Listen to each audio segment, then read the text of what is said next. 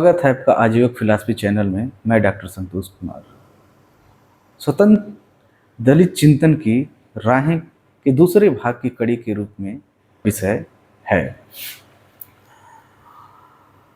पिछले भाग में आपने देखा था कि दलित चिंतन की समस्याएं क्या हैं और वह अभिशप्त चिंतन किस रूप में है और उसकी यात्राएं क्यों नहीं हो सकी हैं। उसी की कड़ी के दूसरे भाग में आज हम चर्चा करेंगे। बात नेतृत्व की है। जब कोई कौम अपने समाज में सामाजिक नेतृत्व, राजनीतिक नेतृत्व, धार्मिक नेतृत्व और साहित्यिक नेतृत्व बचा नहीं पाता है तो कोई गैर वह नेतृत्व कर लेता है और उस नेतृत्व में उनकी कौम को गलत रास्ते पर ले जा सकता है। ऐसे में वह कौम गलत रास्तों पर चलने की वजह से अपने स्वाभाविक विकास की ओर न जाके अवनत की ओर चली जाती है और उन्नति उनका नहीं हो पाता है। धर्मवीर लिखते हैं, दलित चिंतन की एक महत्वपूर्ण समस्या यह है कि गैर दलित लोग इस चिंतन का प्रतिनिधित्व करने का दावा पेश कर जाते हैं। दलित चिंतन को उसकी पूर्णता तक पहुंचाने के मार्ग में इससे ज़्यादा बड़ी रुकावट दूसरी नहीं हो सकती। ये देखिए, बहुत ही गंभीर विषय है। जैसे आज आपका दलित नेतृत्व यानी दलित राजनीति का नेतृत्व कोई और करने लगे तो वह आपका भला कैसे चाह पाएगा। वह जब भी कोई निर्णय लेगा तो अपनी समाज व्यवस्था को नज़र में रख के लेगा ताकि उसका नुकसान ना हो सके। और जिस समाज व्यवस्था का मूल आधार ही आपके शोषण पर निर्भर है, वह आपकी मुक्ति और मजबूती के लिए कैसे कोई काम करेगा। इसी तरह धर्म का मामला है। दलितों का धर्मांतरण के द्वारा वह दूसरों के नेतृत्व स्वीकार कर लेते हैं और दूसरी समाज व्यवस्था कैसे आपको अपना मानेगी, कैसे आपको अपने में मिलाएगी और आपकी भलाई के लिए काम करेगी। क्योंकि शोषक और शोषण का जो तंत्र होता है वह हमेशा कमजोरों का शोषण करता है। ये जो बात है वो बेहद महत्वपूर्ण है। यह इतना बड़ा धोखा है कि कई बार दलित चिंतक इसका प्रभावी उत्तर नहीं दे पाते हैं। ऐसी स्थिति में सब कुछ गड्ढमड्ढ हो जाता है और बात साफ साफ उभर कर नहीं आती है। इसका मूल कारण द्विजों का उदारवाद है जो सच में कभी उदार नहीं हो सकता। आखिर लंदन की गोलमेज सभा में गांधी जी की यह कहने की हिम्मत कैसे पड़ गई कि मैं उन डॉक्टर अंबेडकर का अस्पृश्यों का प्रतिनिधि होने का दावा स्वीकार नहीं करता, उनका प्रतिनिधि मैं हूँ। यहाँ देखा जा सकता है कि देश का भाग्य का निपटारा होने के समय गांधी जी दलितों को अपनी आप बीती खुद नहीं कहने दे रहे हैं। यह बिल्कुल वैसी ही बात है कि गांव में कोई बनिया किसी चमार को घुड़कते हुए यह कहकर बोलने लगे कि तू चुप रह, तुझे पता ना, तुझे बोलने नहीं आता। कैसे विस्मय की बात है कि समस्या चमार की है और चमार को पीटने वाला उसकी तरफ से बोलने का अपना हक जता रहा है।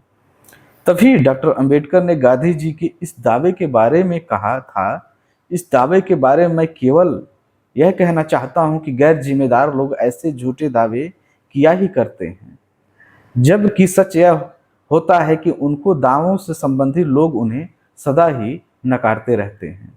उदारवाद सबसे बड़ी समस्या है। उदारवाद ऐसी भाषा का प्रयोग करता है कि लोगों को लगता है कि वह तो हमारी बात कर रहा है, हमारे हृदय की बात कर रहा है, हमारे मुद्दों की बात कर रहा है और वह उसके बहकावे में आ जाते हैं। आज हम भारतीय राजनीतिक व्यवस्था को देखें, टू पार्टी सिस्टम से पूरे भारत के लोग निकल नहीं पा रहे हैं, कोई तीसरा विकल्प तैयार नहीं कर पा रहे हैं।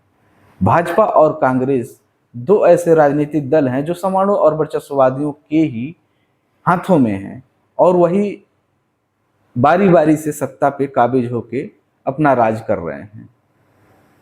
आज कांग्रेस दलित, पिछड़े आदिवासियों की भाषा और उनके मुद्दों को लेकर बात कर रही है और अधिकांश लोग अपने स्वतंत्र राजनीतिक चिंतन को कमजोर करके उन्हीं को मजबूत करने के लिए पिल पड़े हैं। जबकि होना यह चाहिए था कि किसी एक पार्टी को खत्म करके विपक्ष में अपने हो जाना चाहिए था। लेकिन यह तब होता जब उनके पास स्वतंत्र चिंतन होता, और उसी स्वतंत्र चिंतन की बात मैं कर रहा हूँ। आप लोगों को लगातार इस आजीवक फिलॉसफी के चैनल के माध्यम से मैं स्वतंत्र चिंतन की बातें करता रहूँगा। आगे जो बात है वह यह है कि यहाँ तक ठीक है, लेकिन एक भूल खुद यह आत्मलोचन की प्रक्रिया है और इसे समझना है। यहाँ तक तो ठीक है, लेकिन खुद एक भूल दलित चिंतक से भी हो जाती है। तब क्या किया जाए कि खुद दलित चिंतक इस न तो उस गैर दलित चिंतन की शरण में चला जाता है। यह स्वयं डॉक्टर अंबेडकर के साथ घटित हुआ है। लगता ऐसा है कि डॉक्टर अंबेडकर अपने समय के गांधी के रूप में जन्मे नए बुद्ध से तो जुझारू होकर लड़े थे, लेकिन 2500 वर्ष पहले बुद्ध के रूप में जन्मे पुराने गांधी के शिष्य बन गए थे। वास्तव में आज दलितों को अपने उन ऐतिहासिक डॉक्टर अंबेडकर की खोज करनी है जो बुद्ध के समय में बुद्ध से ऐसे ही लड़े थे जैसे आज के गांधी के सामने वे लड़े थे। ऐसे किसी डॉक्टर अंबेडकर ने उस समय जरूर जन्म लिया होगा। दलित चिंतन की दृष्टि से कोई युग इतना खाली नहीं कहा जा सकता जितना बुद्ध का युग खाली दिखाया जाता है। बात वही है, भटकाव की राहें समाज को बर्बाद करती हैं। धर्म वह ताकत है जिसके द्वारा इंसान दैनिक जीवन में आचरण करता है और वह उसके सोचने की प्रक्रिया को प्रभावित भी करता है। जब आप गलत धर्म का चुनाव कर लेते हैं तो यह आपके फायदे के लिए नहीं होता है, वह आपको नुकसान ही करता है। डॉक्टर धर्मवीर के रूप में धार्मिक जो व्यवस्था का विकल्प दिया गया था वो गलत राह का ही एक चिंतन है। इसके अगले भाग जो तीसरा यूनिट है उस पर हम चर्चा करते हैं। दलित की मुख्य समस्या आस्तिकता और नास्तिकता की भी है। दिक्कत यह है कि प्रगतिशील कहे जाने वाले मार्क्सवादी चिंतकों ने साहित्य के द्वारा सर्वहारा वर्ग के नाम पे दलित और आदिवासी समाज में नास्तिकता का ऐसा बीज बो दिया है कि वह अपने स्वाभाविक चिंतन दर्शन के विरोध में ही खड़े हो गए हैं। प्रतिक्रिया में वह इतना मशगूल हो गए हैं कि वह अपने लोगों की बात भी सुनना पसंद नहीं करते हैं। यह बात नास्तिकता और आस्तिकता के रूप में उभर के आती है। उन्हें लगता है कि नास्तिक हम हैं और आस्तिक हिंदूवादी लोग हैं जो मानते हैं, धर्म का पालन करते हैं, जो कि गलत है। उनकी भी अपनी परंपरा है, अपना दर्शन है, अपना धर्म है। नहीं भी है तो उसको विकसित करना है, उनको उसको बनाना है। उसे उधार या किराए के रूप में उन्हें नहीं लेना है। इस रूप में जब वह लेंगे तो वह मजबूत होंगे एक समाज व्यवस्था के रूप में। तब कोई दूसरी समाज व्यवस्था धर्म संस्कृति के द्वारा उन्हें अपना गुलाम नहीं बना पाएगा। वही बात की जा रही है। दलित की मुख्य समस्या आस्तिकता और नास्तिकता की भी है। समस्या की एक यह भी पहलू है। पता चलता है कि यह समस्या भी उस समय उसके ऊपर थोपी गई है। यह स्वाभाविक समस्या नहीं है, यह दूसरे यानी वर्चस्ववादियों द्वारा उसके ऊपर थोपी गई हैं। उसकी बहस के सही शब्द ईश्वर और अनिश्वर के हैं। जब इस रूप में वहाँ लेगा तो चीजें स्पष्ट होंगी। इस लड़ाई में लगता है कि ब्राह्मणवाद ने आज के दलित को भीत से मिलाकर अनिश्वरवाद में ढकेल दिया है। दलित चिंतक अभिशप्त होकर रह गया है, उसका खेमा नास्तिकों का होगा। डॉक्टर अंबेडकर के बौद्ध चिंतन ने इस दिशा में एक विशेष मोड़ दे दिया है। ये सोचने वाली बात है। यह क्यों एक विशेष मोड़ दे दिया है और कैसे दे दिया है, आगे उसकी हम बात कर रहे हैं। दलित लोगों में ज्यादातर लोग ईश्वरवादी और आस्तिक हैं, लेकिन उनके चिंतक और लेखक अनिश्वरवादी नास्तिक होते जा रहे हैं। लेकिन इस विषय पर गहराई से विचार करने की जरूरत है कि ऐसा क्यों है। क्यों दलित चिंतक और लेखक नास्तिक बनते जा रहे हैं? क्या यह उनके चिंतन का स्वाभाविक विकास है या वे केवल प्रतिक्रिया स्वरूप ऐसा कर रहे हैं? यदि यह उनका स्वाभाविक चिंतन होता तो इसमें कुछ कहने की आवश्यकता नहीं थी, लेकिन सच में ऐसा नहीं है। उन्हें खुद अपने मन को टटोलना चाहिए कि क्या अपने चिंतन में वे प्रतिक्रिया से बचे हुए हैं। फिर प्रतिक्रिया भी एक अच्छी चीज हो सकती है, लेकिन उसके लिए यह देखा जाना चाहिए कि वह किस क्षेत्र में है। ईश्वर और आस्तिकता का किसी प्रतिक्रिया से कोई मतलब नहीं होना चाहिए। यह कोई तर्क नहीं हुआ कि ब्राह्मण ईश्वर में विश्वास रखता है तो इसलिए दलित ईश्वर में विश्वास नहीं रखेगा। यह बिल्कुल एक प्रतिक्रिया और विरोध और नकारात्मक बात है, सोचना चाहिए। यह पुस्तक दलित चिंतन का विकास अभिशप्त चिंतन से इतिहास चिंतन की ओर है, जिसे डॉक्टर धर्मवीर ने लिखा है और इसका प्रकाशक वाणी प्रकाशन है। इस पुस्तक को दलित और आदिवासी समाज के प्रत्येक लोगों को पढ़ना चाहिए। लेखक, साहित्यकार, राजनेता सबको पढ़ेंगे तो उनकी चेतना का एक मौलिक विकास होगा। कि उस जो बात हम शेष छोड़े थे कि ब्राह्मण ईश्वर को मानता है, तो इसका मतलब यह नहीं है कि दलित ईश्वर को नहीं मानेगा विरोध के रूप में। यह वैसा ही तर्क हुआ कि चूंकि ब्राह्मण रोटी खाता है इसलिए दलित रोटी नहीं खाएगा। होना यह चाहिए था कि ब्राह्मण के एक बिल्कुल रणनीतिक चिंतन है और इसे गंभीरता से सोचना चाहिए। जो अगली लाइन है कि होना यह चाहिए था कि ब्राह्मण के ईश्वर के जवाब में दलित चिंतन अपना ईश्वर अलग से खोजता। उसका ईश्वर ब्राह्मण के ईश्वर से ज्यादा ताकतवर होना चाहिए था, तब वह अपने ईश्वर को ब्राह्मण के ईश्वर से भिड़ा सकता था। उसका यह काम था कि वह ब्राह्मण के ईश्वर के विरोध में खड़ा होता, लेकिन उससे भूल यह हुई कि इस चक्कर में वह खुद अपने ईश्वर के विरोध में खड़ा हो गया। ईश्वर को यहाँ एक रणनीतिक हथियार के रूप में प्रयोग किया गया है। यह धर्म की वह ताकत है कि धर्म और ईश्वर के द्वारा वर्चस्ववादी दलित कौमों पे अपना आधिपत्य जमाता है।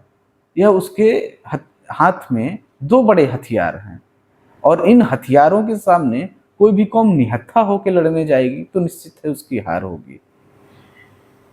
आजीवक दार्शनिक यही बात समझा रहे हैं कि ब्राह्मण के ईश्वर के जवाब में हमें ताकतवर और बड़ा ईश्वर खोजना चाहिए। यानी यह ईश्वर उसके हाथ में हथियार है तो हमें उस हथियार से बड़ा हथियार चाहिए, तभी हम उससे लड़ सकते हैं।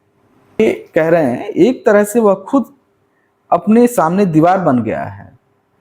सृष्टि और ब्रह्मांड से उसका संबंध बिना ब्राह्मण को बीच में लाए सीधा होना चाहिए, क्योंकि यह सृष्टि और ब्रह्मांड से ताल्लुक उसे खुश रखना चाहिए। उसके अन्वेषण, उसके तात्विक दर्शन का चिंतन उसे खुद विकसित करना चाहिए। इसमें कोई बीच में कैसे आके खड़ा हो जाएगा? ब्राह्मण को बीच में ला लेता है। जब भी वह कोई अपना विकास चिंतन की बात करेगा, साहित्य की बात करेगा, राजनीति की बात करेगा, तो ब्राह्मण और हिंदू धर्म को बीच में ला लेगा। ये बिल्कुल नकारात्मक चीजें हैं। इस रूप में वो देखे तो कोई इस्लाम और ईसाईयत कैसे उसके बीच में आ जाएगी, क्योंकि यह हिंदुत्व से बड़े धर्म हैं। इसलिए सोचने की बात है, हमें किसी भी धर्म से क्या मतलब है, उसकी समाज व्यवस्था से क्या मतलब है। जब हम उससे अलग हैं, हमारी परंपरा अलग है, हमारी धार्मिक व्यवस्था भी अलग है, तो उसे हम विकसित करें, उसके अनुसार हम जिएं। गंगा ब्राह्मण की नहीं है, यमुना का कुल कृष्ण का खरीदा हुआ नहीं है, हिमालय पर हर भारतवासी का समुद्र सबके पैर पखार रहा है। इसलिए जब दलित का ब्राह्मण के प्रति गुस्सा सच्चा है, लेकिन इस गुस्से में उसे गंगा को अपना पेशाब कहने की आवश्यकता नहीं है। हिमालय का धवल सौंदर्य उसके नयनों का सुख बनता है, तो उसे बिना झिझक ऐसा कह देना चाहिए। सूर्य और चांद दलित कविता की उतनी ही संपत्ति है जितनी संसार में किसी अन्य कौम के कवि की है। पेड़ और पौधे, पशु और पक्षी, नदी और झरने, फूल और पत्ती, गंध और हवा, रूप और रंग, बरसात और धूप, ये सब धरती के जीवन का महान सुख हैं। किसी की प्रतिक्रिया में इस सुख से वंचित नहीं रह जाना चाहिए। आकाश और तारे, समुद्र और किनारे, पहाड़ और झीलें, सृष्टि के इन सब विषयों पर दलित चिंतन का समान हक है। किसी ऐरे गैरे ब्राह्मण की वजह से वह अपने इस हक को खुद न छोड़ता रहे। धर्म और ईश्वर की दृष्टि से वह खुद निहत्था न हो जाए। दूसरे के पास यह हथियार के रूप में मौजूद हैं, दलित के पास भी इस रणभूमि में ये हथियार होने चाहिए। धर्म के सामने धर्म लड़े, ईश्वर के सामने ईश्वर लड़े, इन गैर की चीजों के सामने वह खुद क्यों आता है। अब आप लोगों को बातें यह स्पष्ट हो गई होंगी। आशा है आप लोग इसे देखेंगे, समझेंगे और खुद से ही चिंतन करेंगे। तब आप लोगों को समझ में आएगा कि धर्मांतरण दलित कौम की समस्या का समाधान नहीं है, बल्कि वह खुद अपने आप में एक समस्या है। अगले कड़ी के रूप में हम फिर मिलेंगे। नमस्कार।